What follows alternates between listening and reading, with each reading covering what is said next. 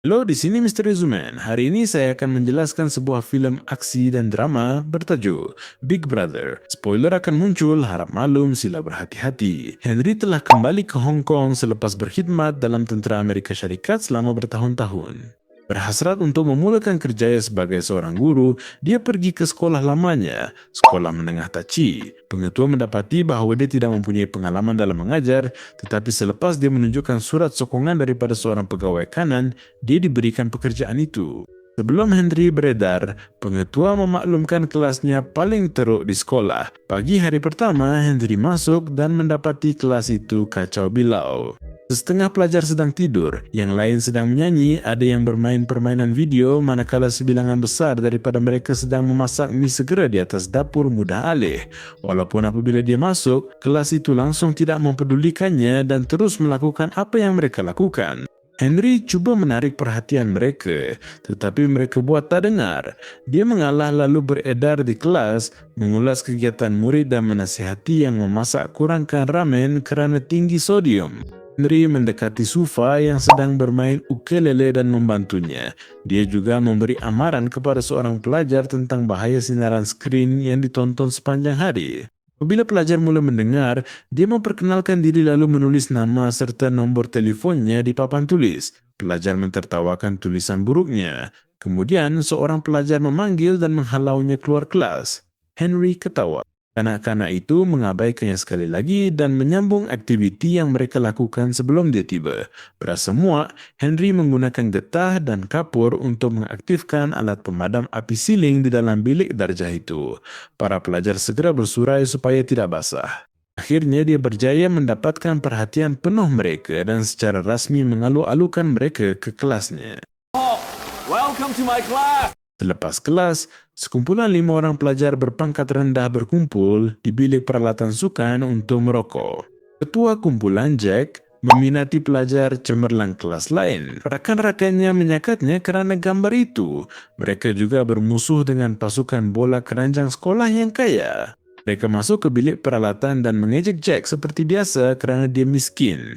Kemudian pasukan bola keranjang sedang berlatih sementara Jack dan kumpulannya memerhati dari dekat. Jack menjatuhkan sebotol air di gelanggang yang menyebabkan ketua pasukan itu terjatuh. Kumpulan itu ketawa, namun guru bahasa Inggris mereka, Miss Liang, menghukum mereka. Mereka mengenakan gurauan dan melarikan diri ketika beliau sibuk mengemas meja. Di sisi lain, pengetua sekolah berasa cemas kerana lembaga pendidikan merancang untuk mengurangkan 20% daripada pembiayaan tahunan mereka. Orang daripada lembaga itu datang untuk melawat sekitar sekolah bagi memeriksa apa yang mereka gunakan untuk dana tersebut.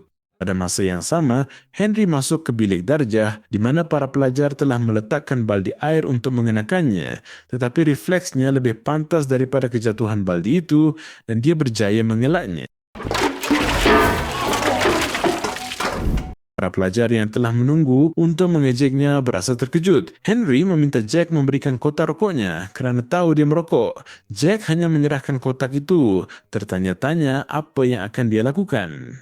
Kemudian Henry meminta Sufa untuk menamakan 3 bahan yang terkandung di dalam sebatang rokok. Apabila dia menjawab soalan itu dengan betul, dia dibenarkan untuk tidak menghadiri kelas pada hari itu. Semua orang mula mengetuk meja mereka menuntut agar mereka juga dibenarkan ponteng kelas.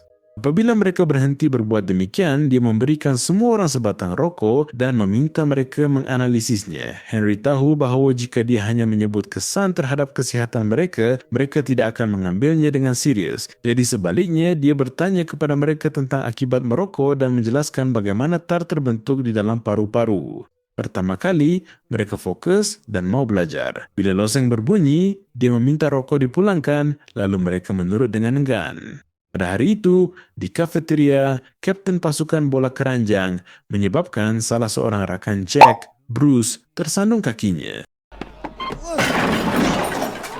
Perbalahan kumpulan itu mencetuskan pergaduhan.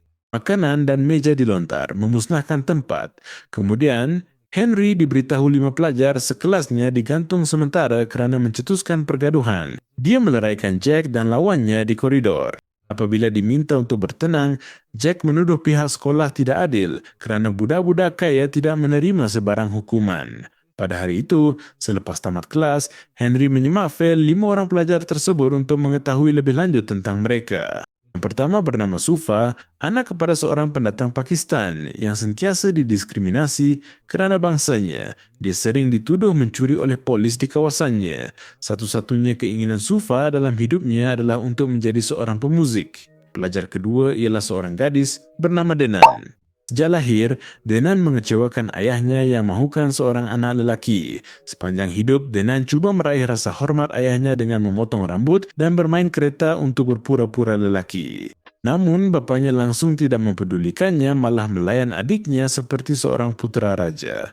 Terdapat juga 2 beradik, Bruce dan Chris, yang ibunya lari bersama lelaki lain ketika mereka kecil. Adik-beradik itu hanya mempunyai satu sama lain untuk dipercayai semasa membesar.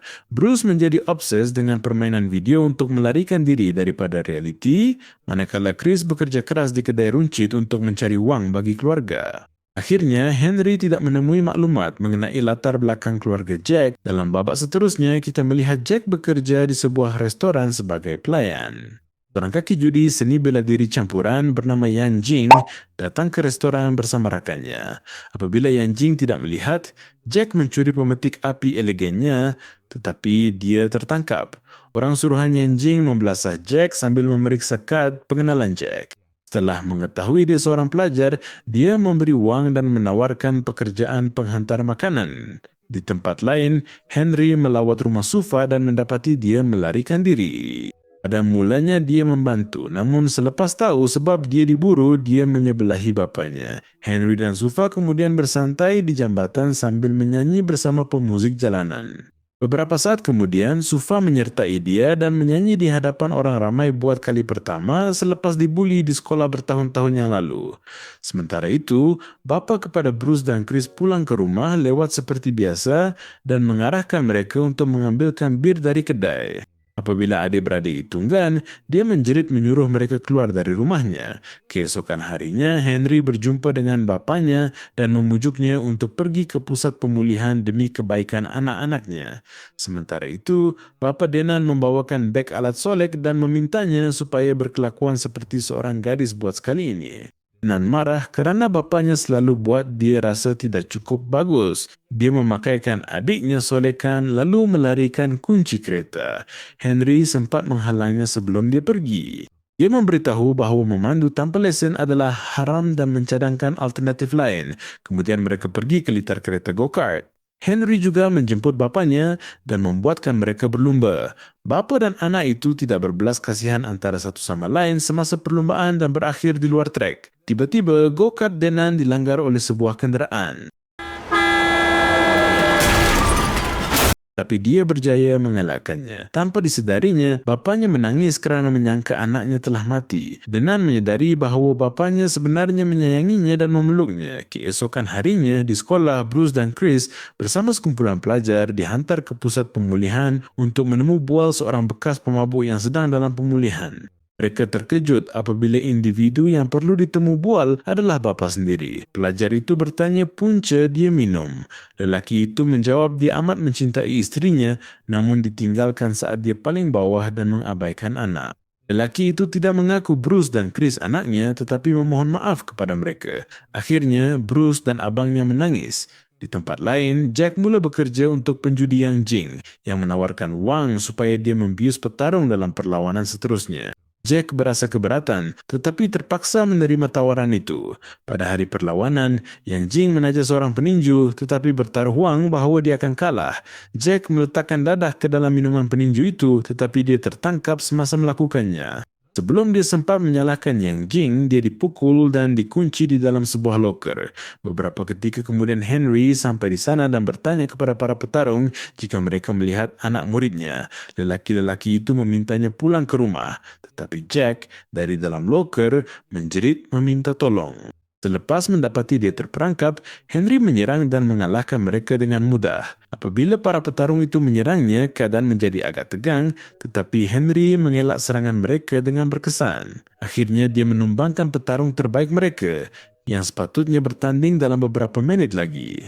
Dalam babak seterusnya mereka berada di hospital di mana Henry dirawat kerana kecederaannya. Jack cuba mendedahkan kebenaran tentang Yang Jing, tetapi mereka mendiamkannya. Berita itu sampai ke televisyen dan Henry mula dikenali sebagai lelaki yang memukul petarung profesional untuk menyelamatkan anak muridnya. Popularitinya di sekolah meningkat dan para pelajar mula menghormatinya. Mereka malah berdiri untuk mengalu-alukannya ke dalam kelas, bertentangan dengan keadaan mereka sebelum ini. Satu imbas kembali menunjukkan bahawa Henry pernah menjadi seorang yang suka bergurau ketika di sekolah. Dia malah membaling belon air kepada seorang pelajar yang sedang bermain piano untuk ibu bapa pada satu acara. Kemudian dia bergaduh dengan pelajar yang sama dan mematahkan tangannya. Dia digantung sekolah kerana pergaduhan itu. Selepas itu, dia terpaksa terbang ke Amerika Syarikat. Bermula dari hari itu, para pelajar memberi perhatian apabila Henry mengajar di dalam kelas dan belajar bersungguh-sungguh untuk peperiksaan kemasukan universiti yang akan datang.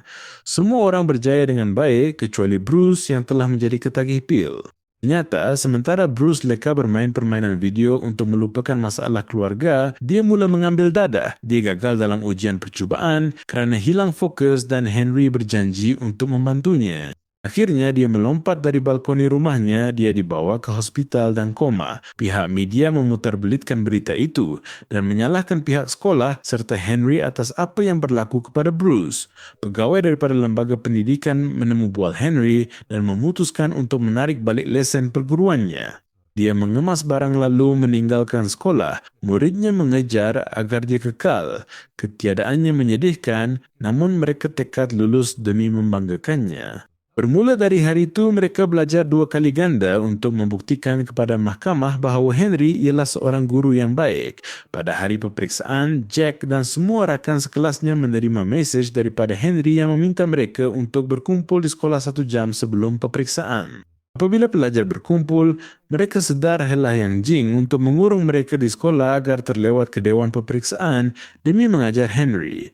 Kemudian, Henry tiba dan mengetahui rancangan itu. Dia membebaskan para pelajar dan berlawan dengan semua orang suruhan Yang Jing untuk menghalang mereka daripada mencederakan kanak-kanak itu. Mereka melarikan diri dan bergegas menuju ke dewan peperiksaan sementara Henry berlawan dengan Yang Jing. Ketika bergelut, Yang Jing mendedahkan bahawa dia adalah mangsa balingan belon air Henry semasa kecil. Akibat tangan patah, dia gagal menyertai pertandingan muzik besar, berhenti bermain piano dan menyalahkan Henry atas kegagalannya. Henry cuba memujuknya namun diserang lagi. Mereka merebut pisau. Henry berpeluang membunuhnya tetapi tidak melakukannya. Dia memohon maaf atas kesilapan masa kecilnya lalu pergi. Pelajar menduduki ujian tepat waktu. Beberapa minggu kemudian, kesemua mereka lulus dengan cemerlang. Yang Jing mula bermain piano semula, tetapi dia perlu banyak berlatih sebelum kembali mahir seperti dahulu. Bruce pulih dengan cepat dan berjanji untuk mengambil ujian kemasukan pada tahun berikutnya. Ketua juga berasa sangat gembira kerana lembaga memutuskan untuk memberikan mereka dana bonus sebanyak 20% kerana pelajar-pelajarnya mencapai keputusan yang sangat baik dalam ujian kemasukan. Henry kembali mengajar dan melakukan helah pemadam api siling itu kepada sekumpulan pelajar yang lain. Begitulah berakhirnya filem yang hebat ini. Langgan untuk video sebegini, tekan loseng dan beri tanda suka untuk sokongan. Terima kasih.